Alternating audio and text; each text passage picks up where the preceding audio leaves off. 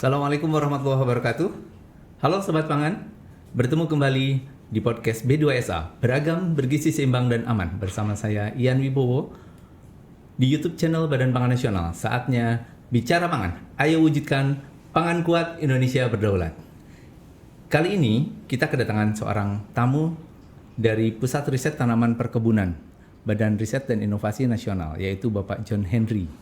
Selamat pagi Bapak John. Sehat Pak? Selamat pagi, alhamdulillah sehat. Ya. Baik Pak, hari ini kita akan berbicara tentang bagaimana mengenal manfaat dan potensi kayu manis di Indonesia ini. Jadi Sobat Pangan, kita akan berbicara tentang mengenal manfaat dan potensi kayu manis di Indonesia. Sebenarnya Pak, kalau kita lihat kayu manis di Indonesia ini kan potensi besar ya Pak ya. Itu dari kapan Pak? Mungkin bisa ceritakan sejarah kayu manis ini seperti apa gitu Pak di Indonesia ini, mulainya dari mana gitu. Silakan Pak. Betul sekali, jadi kayu manis ini adalah tanaman asli Indonesia. Jadi kalau melihat sejarahnya, tanaman kayu manis ini sudah ada di catatan oleh peneliti atau yang berasal dari zaman Sriwijaya dahulunya, zaman kerajaan Minang dahulunya, itu sudah ada catatan bahwasanya kayu manis ini sudah digunakan. Nah, kayu manis ini mencapai puncaknya ketika pedagang atau pengusaha dari Eropa itu datang ke Indonesia, atau dahulu disebutnya itu daerah yang penghasil rempah. Mereka menemukan bahwasanya di Indonesia atau di kita ini itu ada tanaman yang menghasilkan rasa yang tentunya akan menghangatkan badan, yang tentunya nanti ini penting sekali bagi masyarakat atau penduduk yang berada di mengalami musim dingin. Jadi begitu. Gitu ya, makanya dibutuhkan sekali gitu. Berarti ini sudah panjang sekali ya sejarahnya. Iya, dari zaman Sriwijaya gitu ya Pak ya. Kalau diceritakan dari zaman Sriwijaya, lalu zaman Mesir kuno itu sudah ada ya penggunaan kayu manis ini sendiri ya. Oke. Baik Pak, kalau kita lihat sebenarnya kayu manis ini ada berapa macam atau jenisnya sih Pak? Yang ada di dunia ini ada berapa jenis sebenarnya gitu? Iya, jadi kalau dari etnobotaninya, kayu manis ini sangat banyak macamnya. Jadi tercatat ada 250 spesiesnya. 250 spesies. Dan di Indonesia, terutama yang kalau di Katulistiwa, sepanjang Katulistiwa dunia ini terdapat kayu manis. Dan di subtropis, itu sebagian di Cina, tetapi daerah dingin tidak ada. Nah, kayu manis ini dari dulunya tentunya sangat banyak sekali, tapi sangat dikenal itu ada dua jenisnya, itu cinnamon Ceylon sama cinnamon cassia. Nah, cinnamon cassia ini kalau dulu lebih dikenal cinnamon Cina, kayu manis Cina. Tetapi di dalam itu semakin berkembangnya pengetahuan, ternyata terdapat perbedaan antara kayu manis Cina dengan kayu manis Indonesia. Di Indonesia sendiri cinnamonnya disebut Cinnamomum burmani. Nah, sementara di Cina itu Cinnamomum aromatica. Lalu di India ada Cinnamomum tamala. Lalu ada juga Cinnamomum yang ada di Sri Lanka yang Ceylon. Nah, itu semua beda. Kalau yang ada di Indonesia ini jenis apa Pak? Nah, di Indonesia itu yang umum digunakan adalah Cinnamomum burmani. Oh, burmani. Iya. Cinnamomum burmani ini itulah yang menjadi bahan dagang atau yang dijual sejak zaman VOC-nya yang dibawa ke Belanda atau Eropa dahulunya gitu. Oke. Ini ternyata penggunaan kayu manis ini kan banyak ya Pak manfaatnya, dan apalagi sekarang ini mulai berkembang. Kira-kira manfaat kandungan dan kandungannya ini apa sih Pak dari kayu manis ini gitu?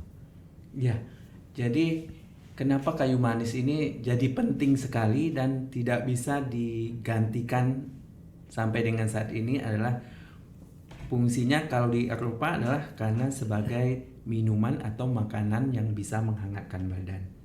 Lalu juga saat ini juga kalau di Indonesia dulunya dikenal sebagai bahan dupa pada zaman-zaman kerajaan di Jawa, di Sumatera dulu dupanya sebagian menggunakan kayu manis. Lalu ada juga kulit kayu manis, daun kayu manis, dan bagian dari tanaman kayu manis ini menjadi bahan obat. Dan juga kalau yang sangat dikenal adalah untuk pewangi, bahan pewangi. Ya, jadi bisa dipanaskan lalu akan keluar aroma wangi. Jadi itu yang pada zaman dahulunya. Tetapi dengan perkembangannya zamannya saat ini ternyata hasil penelitian menunjukkan bahwasanya kayu manis ini merupakan anti fungal atau anti penyakit virus segala macam yang ada di tubuh. Salah satunya ini bisa menjadi bahan untuk pembuatan insulin alami. Wah, ini atau ini, Pak. Kalau disebut di dunia pengobatan tuh cinulin namanya. Kalau insulin mungkin dari hewan, tapi dari kayu manis namanya cinulin. Cinnamon insulin mungkin ya Pak. Iya, cinnamon insulin. Lalu juga lebih berkembang lagi ternyata kayu manis ini ada zat yang bisa digunakan untuk anti HIV AIDS. Itu yang penting juga. Tapi yang sangat penting sekali kenapa banyak diperdagangkan di dunia ini karena sebagai bahan perasa. Terutama mungkin kita tidak tahu ya. Di sini kalau Anda mengenal Coca-Cola atau cola, minuman cola itu ada campuran kayu manis. Walaupun di pembuatnya itu bukan penghasil kayu manis. Tanpa adanya kayu manis mungkin Coca-Cola nggak seperti itu rasanya. Ini informasi yang menarik nih, Sobat Pangan. Ternyata Coca-Cola ini salah satu bahan dasarnya adalah kayu manis, luar biasa. Dan tidak menutup kemungkinan mungkin bahan dasar yang dipakai adalah kayu manis dari Indonesia mungkin ya Pak ya? Betul sekali, makanya hampir 50% bahkan lebih kayu manis didatangkan dari Indonesia untuk ke Amerika terutama. Okay. Jadi selama ini kayu manis menjadi concern dunia juga ya Pak ya? Iya. Kalau saya lihat melalui kodeks ya Pak, kita lihat sudah ada sidang ke-7 ya Pak kalau tidak salah. Betul ya. sekali. Sidang ke-7 yang kemarin di India ya Pak ya, Iya. untuk Februari kalau tidak salah.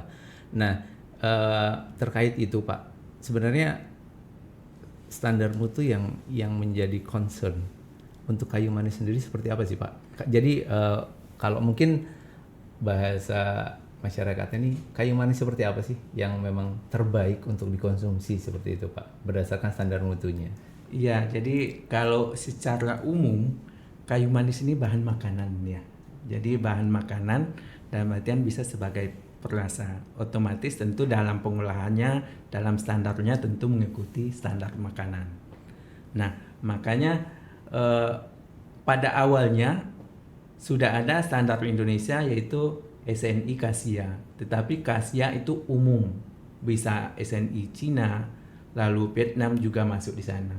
Lalu pada tahun 2020 kami bersama KLHK membuat lagi SNI yang khusus Cinnamomum Indonesia, Cinnamomum Burmani. Nah di dalam SNI itu udah lengkap, ada acuannya itu lebih kepada sebagai bahan pangan atau bahan makanan. Nah, itu yang penting sekali karena walaupun kita penghasil, tetapi sedikit sekali penghasil tersebut atau produsennya itu menggunakan. Jadi mudah-mudahan dengan adanya SNI ini kedepannya mereka aware bahwasanya ini untuk makanan, bukan untuk bahan lain atau bahan untuk pakan ternak atau apa, tetapi lebih ke makanan sehingga nanti lebih higienis dalam persiapan pasca panennya. Oh, gitu ya, Pak. Iya. Kalau boleh tahu nih Pak, dari standar SNI tadi itu mungkin bisa disampaikan ke Sobat Pangan, apa sih yang menjadi titik beratnya? Salah satu aja Pak misalnya, apa yang menjadi standar mutu yang utamanya untuk kayu manis ini sehingga kayu manis ini bisa dikatakan satu produk pangan unggulan misalnya. Iya. Jadi kalau tentunya mutunya yang lebih diutamakan adalah warna, lalu rasa daripada kayu manis itu tuh biasanya konsumen itu udah tahu bahwasanya ini kayu manis itu tentu rasanya lebih spesifik dan unik, lalu rasanya juga lebih pedas dan manis, dan juga tentu kandungan minyaknya. Kalau yang lebih bagus adalah kandungan minyak yang lebih tinggi. Kandungan minyak yang lebih tinggi itu bisa mencapai 4-5% dari berdasarkan bobot. Berdasarkan bobot ya Pak? Iya. Baik. Ini kalau kayu manis ini di Indonesia ini penyebarannya yang paling banyak daerah mana Pak?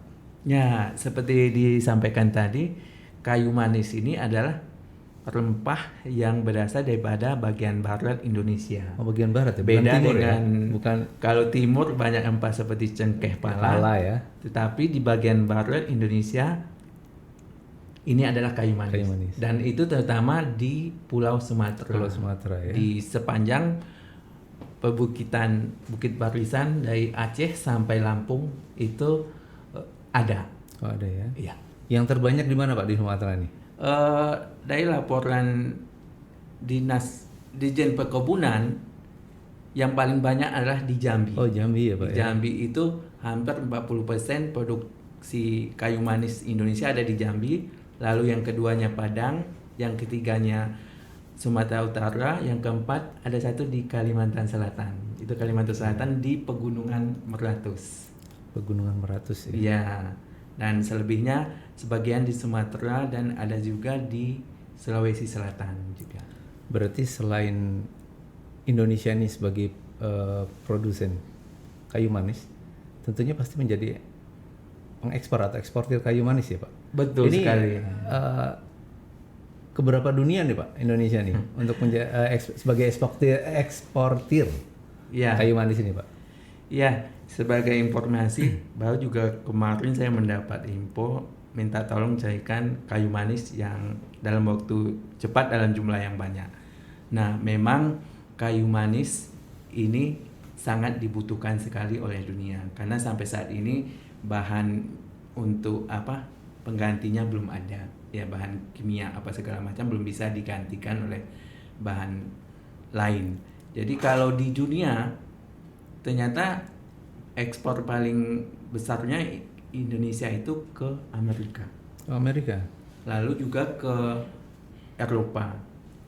Lalu di Asia sendiri juga ke Arab Saudi, lalu ke Jepang dan juga Thailand.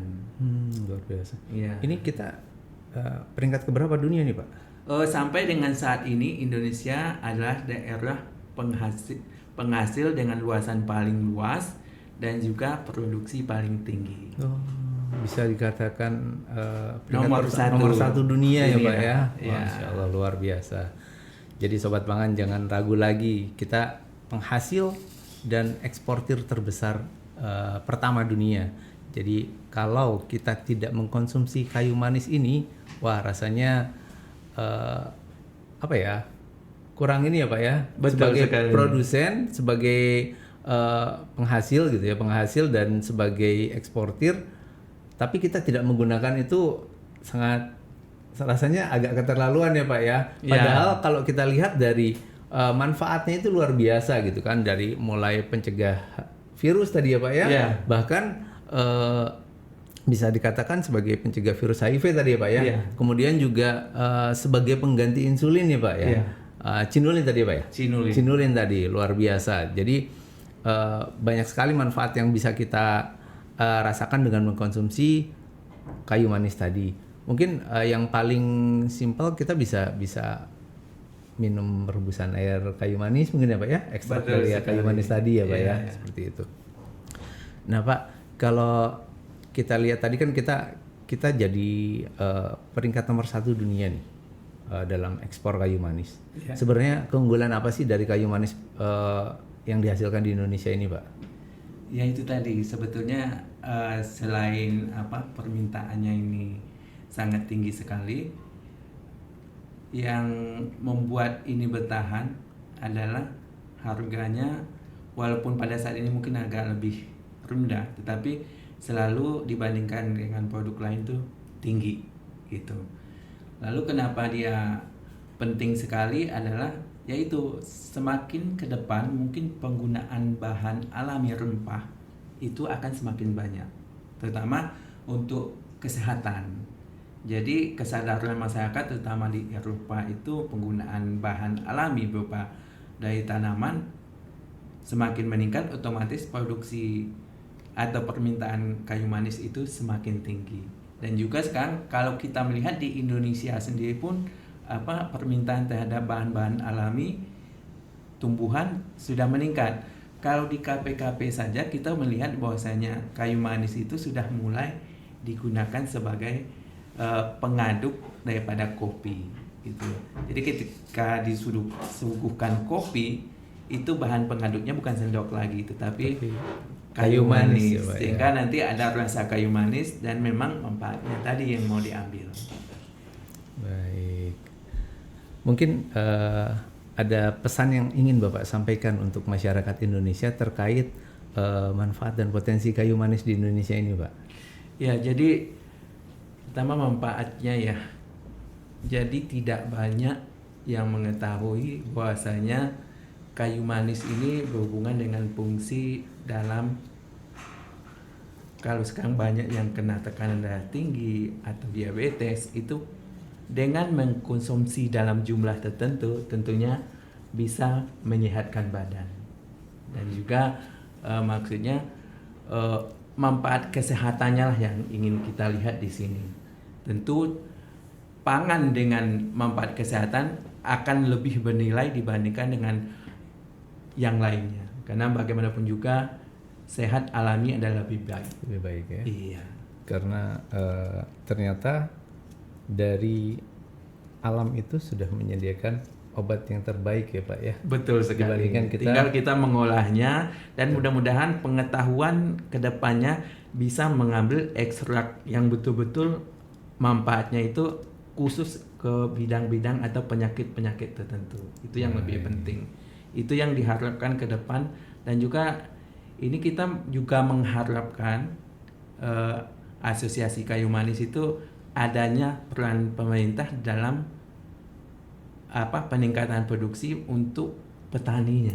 Jadi petaninya diperhatikan juga supaya nanti produksi kita bisa berkelanjutan, dan juga karena ini merupakan tanaman hutan, mungkin tidak akan ada istilahnya di-ban oleh negara lain sebagai pengundulan hutan. Deforestasi itu yang kita tanam adalah tanaman hutan. Betul. Di KLHK sendiri memasukkan tanaman kayu manis yaitu sebagai tanaman hasil hutan bukan kayu. Karena kulit yang diambil.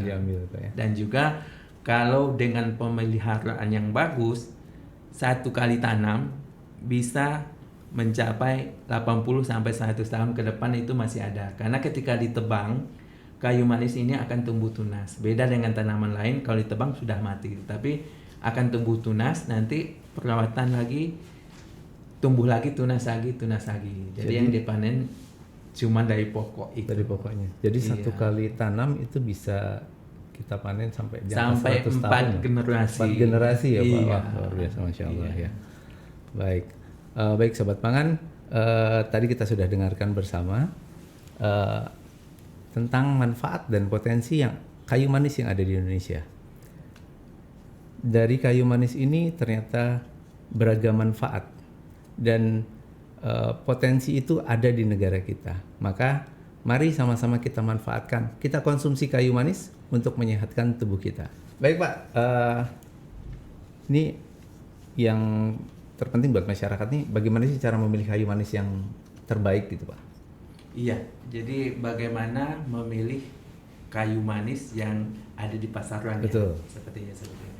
Jadi ketika kayu manis dihasilkan oleh produsen atau petaninya, tentunya di tingkat pedagang itu sudah ada seleksi atau sortirnya. Tentu yang dijual adalah yang paling bagus. Tapi perlu diingat bahwasanya walaupun kayu manis ini tidak ada expirednya, tetapi semakin lama kayu manis disimpan ini karena dia mengandung minyak atsiri ini, otomatis dia mutunya semakin rendah. Karena minyak bau yang muncul adalah minyak yang keluar daripada kayu manis itu sendiri.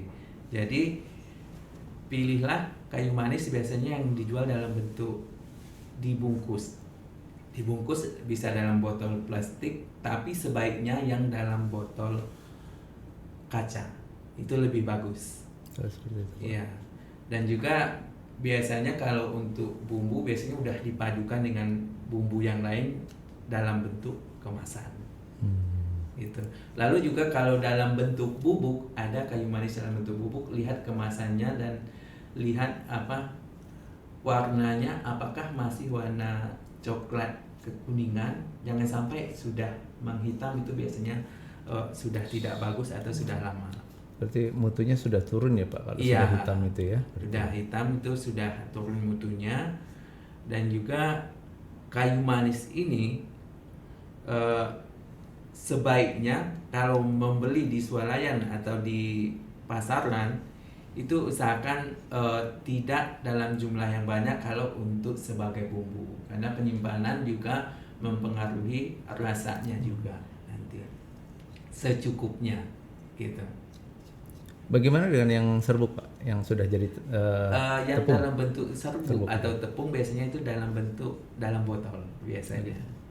Nah itu juga bisa digunakan langsung sebagai campuran minuman atau pembuatan makanan. Dan juga kalau saran saya, kalau kita menggunakan sedikit ya belilah kemasan yang kecil. Karena bagaimanapun juga ketika dibuka otomatis akan ada kontaminasi dengan udara. Makanya sebaiknya disesuaikan dengan kebutuhan. Kebutuhannya. Iya, itu yang lebih penting supaya nanti terjaga mutu dan kualitas. Jangan sampai kita membeli produk ini tidak ada manfaatnya. Gitu.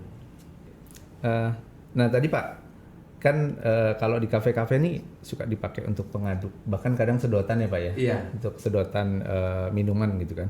Nah itu apakah langsung dipakai atau gimana Pak? Cara menggunakannya yang supaya kita bisa memastikan bahwa ini bersih dan aman kita gunakan sebagai pengaduk dan tentunya pastinya akan bermanfaat gitu Pak. Iya.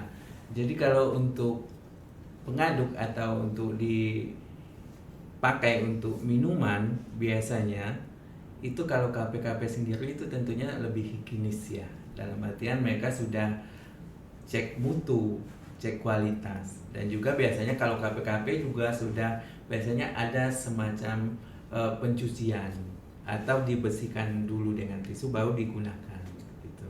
Itu yang penting karena bagaimanapun juga ini produk alami, jangan sampai nanti ada debu atau apa yang ikut kita makan nanti dengan ini. Oh iya, untuk penyimpanannya gimana nih Pak? Penyimpanannya Ya. supaya memperpanjang umur simpan ini baiknya seperti apa Pak? Ya Untuk kayu betul manis. sekali. Jadi penyimpanan karena produknya ini adalah bahan alami, terus bahannya itu mengandung minyak atsiri, dalam artian ketika kita buka tentu akan muncul bau atau wangi yang kayu manis ini. Otomatis penyimpanannya harus dalam ruang atau tempat yang kedap. Jadi biasanya yang paling baik itu adalah botol kaca atau toples kaca ya. kaca itu. Dan juga setelah itu secepatnya ditutup lagi. Kalau di Eropa itu malah satu-satu stick itu udah dibungkus plastik. Oh. Jadi bukan dalam bentuk ikatan yang banyak tapi satu ya, dibungkus, satu dibungkus satu. gitu. Seperti kita melihat pipet. Pipet, ya. Ya, udah ada bungkusannya Iya. ya. Tetapi biasanya bukan kertas tapi plastik. Plastik. Biasanya itu yang digunakan. Tapi yang lebih penting kalau di rumah tangga atau pengguna, gunakanlah botol plastik, atau paling minimal adalah botol plastik. Maksudnya Oh, botol botol kaca, kaca ya. tetapi minimalnya Oh, adalah botol botol plastik. plastik di dalam botol penyimpanannya. Dan itu penyimpanannya usahakan di suhu ruang Suhu ruang, dan ya. tidak di dalam kulkas, gitu ya. Tidak di Oke, dalam tidak dalam kulkas, kulkas ya, tetapi suhu ruang. tidak kena cahaya langsung. Gitu. Oke. Nah, kalau saya biasanya Pak, kalau ini saya di rumah biasanya saya tepungkan ini Pak. Saya Iya. blend, saya jadikan tepung untuk bumbu masak. Iya. Nah, ini biasanya saya simpannya di botol, tapi saya tambahkan silika gel. Iya. Itu boleh nggak Pak? Itu boleh sekali, Oh, karena boleh, ya? bagaimanapun juga kan si kajel itu adalah Dia kan sifatnya kadar menyerap- air ya, menyerap air ya. menyeimbangkan kadar air yang ada di botol atau di kemasannya. Oh, gitu. Baik Sobat Pangan, tadi sudah kita dengarkan berbagai ilmu yang bermanfaat untuk kita terkait manfaat dan potensi kayu manis di Indonesia. Begitu banyak manfaat yang bisa kita ambil dari informasi yang disampaikan oleh Pak John Henry ini. Maka sebagai masyarakat Indonesia, sebagai penghasil kayu manis terbesar di dunia, mari kita sama-sama manfaatkan kayu manis ini untuk menyehatkan diri kita. Kita konsumsi kayu manis ini demi menyehatkan masyarakat Indonesia. Baik Sobat Pangan, jangan lupa selalu ikuti YouTube channel Badan Pangan Nasional dengan subscribe, like, dan share untuk mendapatkan pembahasan menarik di setiap episodenya. Saya Ian Wibowo undur diri dan sampai jumpa. Keamanan pangan tanggung jawab kita bersama. Kalau tidak aman, bukan pangan. Makan enak, makan sehat, makan B2SA. Beragam, bergizi, seimbang, dan aman. Habiskan. Wassalamualaikum warahmatullahi wabarakatuh.